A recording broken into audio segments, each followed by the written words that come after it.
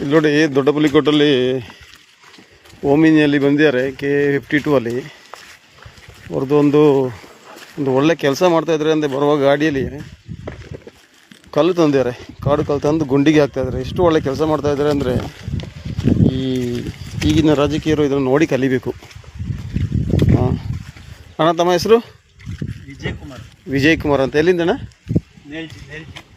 ನೆಲ್ಜಿಯಿಂದ. ನೋಡಿ ಎಷ್ಟೊಂದು ಒಳ್ಳೆ ಕೆಲಸ ಮಾಡ್ತಾಯಿದ್ದಾರೆ ಅಂದರೆ ಎಲ್ಲಿಂದ ಬಂದುಬಿಟ್ಟು ಇಲ್ಲಿಗೆ ಗುಂಡಿಗೆ ಕಲ್ಲಾಕಿ ಹೋಗ್ತಾರೆ ಅಂದರೆ ಅದು ಎಷ್ಟೊಂದು ಒಳ್ಳೆ ಕೆಲಸ ಆಗಿರ್ಬೋದು, ನಾವು ಊಹಿಸ್ಲಿಕ್ಕೂ ಆಗೋದಿಲ್ಲ. ಇಂಥವರು ನಮಗೆ ಬೇಕಾಗಿರೋದು.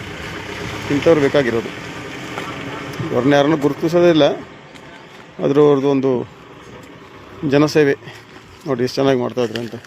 ಅವರೊಬ್ಬರೇ ಅಲ್ಲ, ಅವ್ರ ಜೊತೆ ಇನ್ನೊಬ್ಬರು ಇದ್ದಾರೆ ನೋಡಿ. ಇಲ್ಲಿ ಓಮಿನಿಯಲ್ಲಿ ಕಲ್ಲು ತಂದು, ಹೌದೌದು ಖಂಡಿತವಾಗಿಯೂ ಕಲ್ಲು ತಂದು ಹಾಕೋದು ಇಂಥವ್ರು ಈ ಪ್ರಪಂಚದಲ್ಲೇ ಸಿಗೋದು ಅಪರೂಪ ನಿಜವಾಗ್ಲು.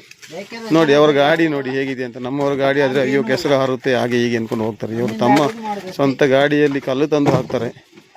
ಈ ನಮ್ಮ PWD ಅವರು ಇಂಥವ್ರನ್ನ ಕಲ್ಸಕ್ಕೆ ಇಂಜಿನಿಯರ್ ಆಗಬೇಕು. ಅವರಲ್ಲ, ಅವರ AC ರೂಮಲ್ಲಿ ಕೂತ್ಕೊಂಡು ಚಾಯ್ ಕುಡ್ಕೊಂಡು ಆರಾಮಾಗಿರ್ತಾರೆ.